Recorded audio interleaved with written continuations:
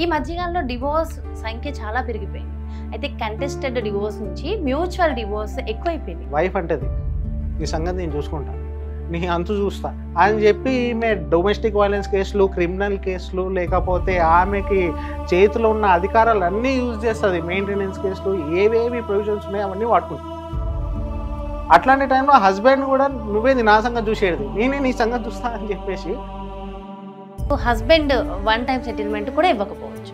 Okay, ఇటు ఉండొచ్చు అటు ఉండొచ్చు. అలాంటప్పుడు ఏం చేయాలంటారు? కేసెస్ క్లోజ్ అయిపోయినాయి, ఇంకా నన్ను ఏం చేయలేరు అనడానికి ఏం లేదు. ఎంఓయూ పాటించకపోతే దానికి ప్రకారం అన్ని కేసెస్ కూడా మళ్ళీ రీఓపెన్ చేసుకోవచ్చు. నమస్తే, నేను మీ జాహ్నవి. లీగల్ అడ్వైజెస్ మనకు అందించడం కోసం మనతో ఉన్నారు ఆర్వికే లా అసోసియేట్ ప్రొప్రైటర్ రాచూరి వంశీకృష్ణ గారు, హైకోర్టు అడ్వకేట్. మీరు మాట్లాడేద్దాం. నమస్తే అండి సార్, ఎలా ఉన్నారు? I'm fine madam.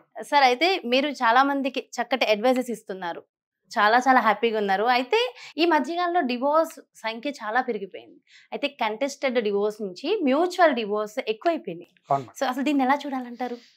ఇప్పుడు పవన్ కళ్యాణ్ ఒక డైలాగ్ ఉంది, ఒక అమ్మాయి 6 నెలలకు పడుతుంది, ఫైనల్గా 1 ఇయర్కి పడుతుంది అన్నట్లు ఈ కంటెస్టెడ్ డైవర్స్ కూడా ఏదో ఒక టైంలో మ్యూచువల్గా మారితేనే వాళ్ళకు కూడా మంచిది. ఎందుకంటే కంటెస్టెడ్ డైవర్స్ ఎప్పుడైతే వేసుకున్నారో అది చాలా టైం టేకింగ్ ప్రాసెస్. ఫస్ట్లో ఏంటంటే వీళ్ళు ఇద్దరు పార్టీస్ కూడా చాలా ఈగోస్తో ఉంటారు. ఆ ఈగోస్ ఎట్లా అంటే వైఫ్ అంటది ఈ సంగతి నేను చూసుకుంటా, నీ అంతు చూస్తా అని చెప్పి ఈమె డొమెస్టిక్ వైలెన్స్ కేసులు, క్రిమినల్ కేసులు, లేకపోతే ఆమెకి చేతిలో ఉన్న అధికారాలు అన్నీ యూజ్ చేస్తుంది. మెయింటెనెన్స్ కేసులు, ఏవేవి ప్రొవిజన్స్ ఉన్నాయో అవన్నీ వాడుకుంటారు. అట్లాంటి టైంలో హస్బెండ్ కూడా నువ్వేది నా సంగతి చూసేది, నేనే నీ సంగతి చూస్తా అని చెప్పేసి ఆయనకున్న ప్రొవిజన్స్ అన్నీ కూడా వాళ్ళ అడ్వకేట్తో అడిగేసి కంటెస్టెడ్ డైవర్స్ వేసుకోవడము, ఇవన్నీ ఒకరి మీద ఒకరి ఫైల్ చేసుకొని వెళ్ళే క్రమంలో 3-4 ఇయర్స్ తెలియకుండా అయిపోయే పరిస్థితి. ఇట్లాంటి పరిస్థితులలో వీళ్ళోకే వీళ్ళ పేరెంట్స్ విషయానికి వస్తే జనరల్గా ఎవరు కూడా ఏమనుకుంటారు, మనది బాధ్యత తీరిపోయింది, ఇంకా చేతులు నిలిపేసుకోవచ్చు అనేసి అనుకునే టైంలో వీళ్ళు మళ్ళీ కొత్తగా డైవర్స్ అని చెప్పేసి ఇవన్నీ చేసే టైంలో వాళ్ళ మెంటల్ పరిస్థితి, వాళ్ళు అనుభవించే ఒక డిప్రెషన్ అనేది వర్ణనాతీతం. తల్లిదండ్రుల పరిస్థితి అట్లుంటే బై ఛాన్స్ ఒకవేళ పిల్లలు ఉన్నారనుకోండి, వాళ్ళ పరిస్థితి అయితే ఇంకా టూ మచ్. వాళ్ళు చెప్పలేరు, అమ్మతో మాటలలో నాన్నతో మాటలలో అర్థం కాదు. సో ఈ టైంలో ఎలాంటి సిచ్యువేషన్స్ లీడ్ చేయాలో ఎవరికి అర్థం కాని పరిస్థితి. సరే, దేవుని దయ వల్ల ఒకవేళ వీళ్ళిద్దరు కూడా పేరెంట్స్ కావచ్చు, ఫ్రెండ్స్ కావచ్చు, రిలేటివ్స్ కావచ్చు, వీళ్ళ హెల్ప్తో పంచాయతీలు కొన్ని నడిపించి ఒక టర్మ్స్ కండిషన్స్ ప్రకారం మారాయి. వీలైనంత తొందరగా దీనికి పులి స్టాప్ పెడితే, ఎంత తొందరగా వీళ్ళు పులి స్టాప్ పెడితే అంత తొందరగా కొత్త లైఫ్ లీడ్ చేసుకోవడానికి వీళ్ళకి అవకాశం ఉంటుంది. సో లా ప్రకారం మ్యూచువల్ కన్సెంట్ డైవర్స్కి వెళ్ళినప్పుడు వీళ్ళిద్దరు కూడా టర్మ్స్ కండిషన్స్ ప్రకారం ఎంత తొందరగా దీనికి ముగించి ముందుకు వెళ్ళడం అనేది లైఫ్ లో మంచిది. అంటే కంటెస్టెడ్ నుంచి మ్యూచువల్ కి వెళ్ళాలి అంటే మినిమం 3 months అయితే ఖచ్చితంగా పడుతుంది అంటారు. కంటెస్టెడ్ నుంచి డైవర్స్ కి వెళ్ళాలంటే వీళ్ళు ఎంత క్లారిటీ ఉంటారు అంత తొందరగా అవుతుంది. సేమ్ డే అయిపోయిన కేసెస్ కూడా ఉన్నాయి. ఇద్దరు క్లారిటీగా ఉండాలి. ఒక్కొక్కసారి ఏ ఒక్కళ్ళు సరిగ్గా అంత క్లారిటీ లేకుండా నాకు వద్దు, అట్లాంటప్పుడు కోర్టు కొన్ని సార్లు ఏం చేస్తుందంటే రీకన్సిలియేషన్ కి పంపిస్తుంది. ఒక్కసారి రీకన్సిలియేషన్కి వెళ్ళిందంటే మళ్ళీ అది కొంచెం డిలే ప్రాసెస్.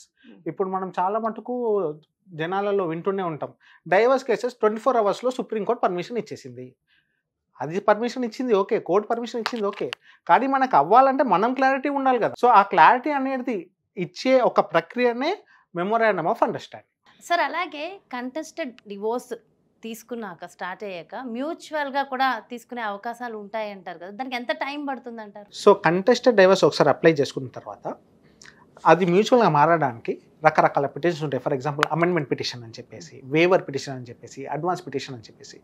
సో అడ్వకేట్స్ మీకు నియర్ బై ఏంటంటే time to time, situation to situation అక్కడున్న పరిస్థితులను బట్టి మీకు గైడ్ చేస్తూ ఉంటారు. సో ఇది ఎలా ఉన్నప్పటికీ కూడా మనం చాలా మట్టుకు మనం చూస్తూ ఉంటాం, ఏమని చెప్పేసి సుప్రీంకోర్టు 24 hours ఇచ్చేసేయమని చెప్పింది, లేదా 6 months కూలింగ్ పీరియడ్ అనేది మనకు అంత అవసరం లేదని చెప్పేసి. ఇట్లాంటి పరిస్థితులలో ఎంత టైం లోపల మనకి మ్యూచువల్ కన్సెంట్ డైవర్స్ శాంక్షన్ అవుతుందంటే మీరు ఇచ్చే కోర్టుకి ఆ క్లారిటీని బట్టి శాంక్షన్ అవుతుంది. ఫర్ ఎగ్జాంపుల్ పిల్లలు ఉన్నారు, నాకు కావాలని కొట్లాడుకుంటే అక్కడ రాదు. అంతే కదా. సో అక్కడ తొందరగా రావాలంటే ఎవరు చూసుకుంటారు పిల్లల్ని, వాళ్ళ వెల్ఫేర్ ఎవరు చూసుకుంటారు, వాళ్ళ మెడికల్ ఎక్స్పెన్సెస్ ఎవరు చూసుకుంటారు, వాళ్ళ క్లోతింగ్ కావచ్చు, షెల్టర్ కావచ్చు, ఇవన్నీ ఎవరు చూసుకుంటారు అనే క్లారిటీ కోర్టుకి ఇవ్వాలి. For example husband one time సెటిల్మెంట్కి ఒప్పుకున్నారు, ఎలా ఇస్తారు? ఫస్ట్ మోషన్ సెకండ్ మోషన్ అని జనరల్గా మ్యూచువల్ కన్సెంట్ డైవర్స్లో ఉంటాయి. ఫస్ట్ ఎంత ఇస్తారు, సెకండ్ ఎంత ఇస్తారు, ఈ క్లారిటీ కోర్టుకి ఎంత తొందరగా చెప్తే అంత తొందరగా డైవర్స్ అయిపోతుంది. డిలే ఎప్పుడు అవుతుందంటే క్లారిటీ లేకపోతే అవుతుంది. కొన్నిసార్లు రీకన్సిలియేషన్కి సెంటర్కి పంపించే అవకాశం కూడా ఉంటుంది.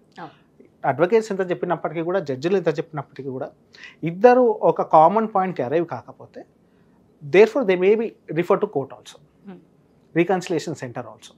సో ఆ పరిస్థితిని బట్టి ముందరికెళ్తూ ఉంటుంది. సార్ అలాగే మ్యూచువల్ కన్సెంట్లో డివోర్స్ ఒకళ్ళు సపోర్ట్ చేయకపోతే, వైఫ్ కానీ అటు హస్బెండ్ కానీ, ఇప్పుడు వేరే ఆప్షన్ ఏమైనా ఉంటుందంటారా? ఇప్పుడు madam mutual consent divorce petition వేసుకున్న తర్వాత జనరల్గా మనకు 2 మోషన్స్ ఉంటాయి. అది ఫస్ట్ హియరింగ్ అంటాం, సెకండ్ హియరింగ్ అంటాం. ఫస్ట్ హియరింగ్లో వీళ్ళు కోర్టుకు అపేర్ అవుతుంది. ప్రాబ్లం ఎక్కడ వస్తుందంటే సెకండ్ హియరింగ్లో వస్తుంది. సెకండ్ హియరింగ్ ఏంటంటే జనరల్గా చీఫ్ ఎవిడెన్స్ అంటాం.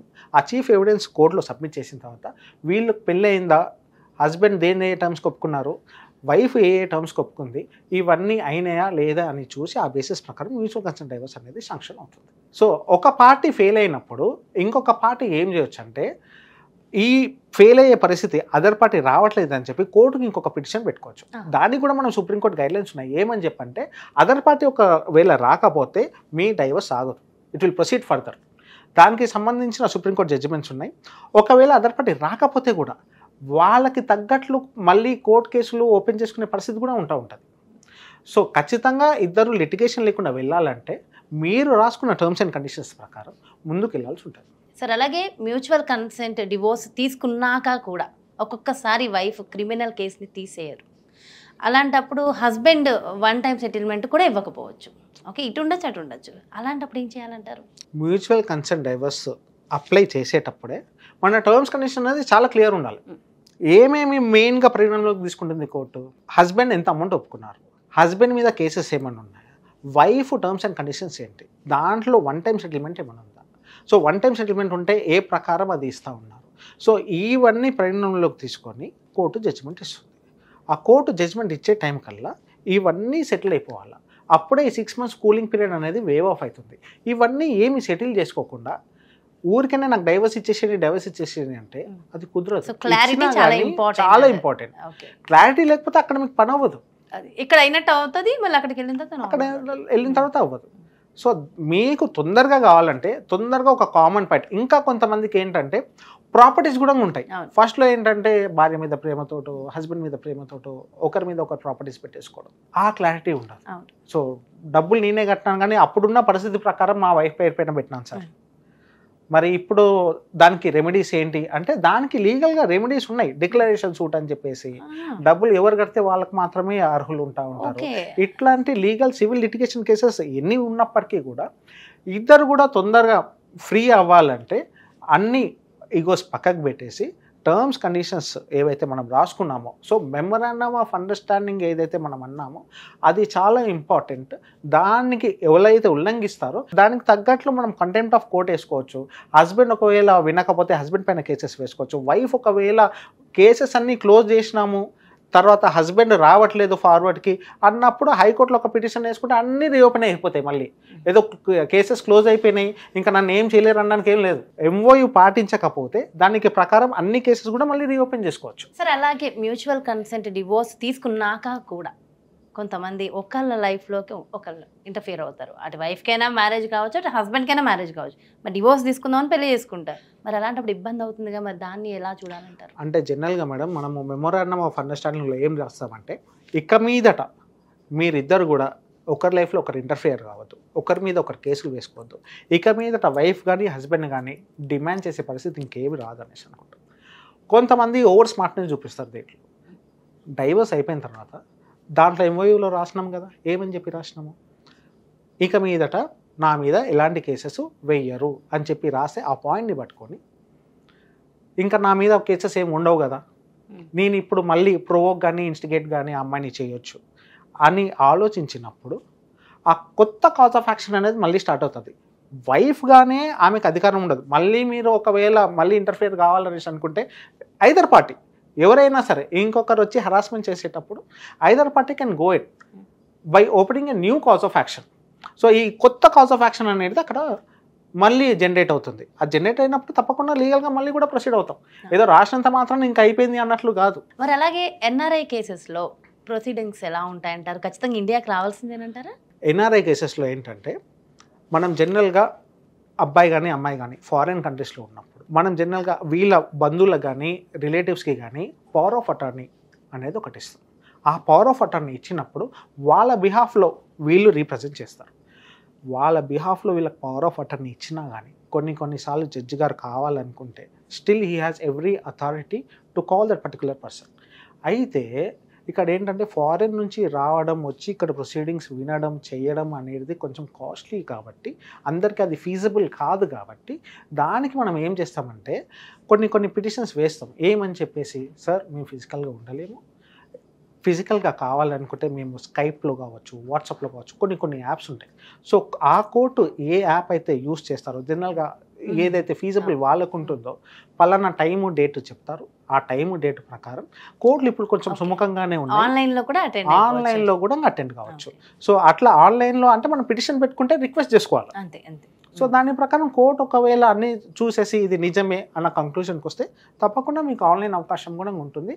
సో దట్ మీరు రావాల్సిన పరిస్థితి తప్పుతుంది. ఓకే, ఫైనల్గా ఒక క్వశ్చన్ సార్. సో ఇవన్నీ కావాలంటే మనకి ఒక అడ్వకేట్ సపోర్ట్ ఖచ్చితంగా కావాలంటారా? ఇండివిజువల్గా వెళ్ళిపోవచ్చు అంటారు? ఇండివిజువల్గా కూడా వెళ్ళొచ్చు.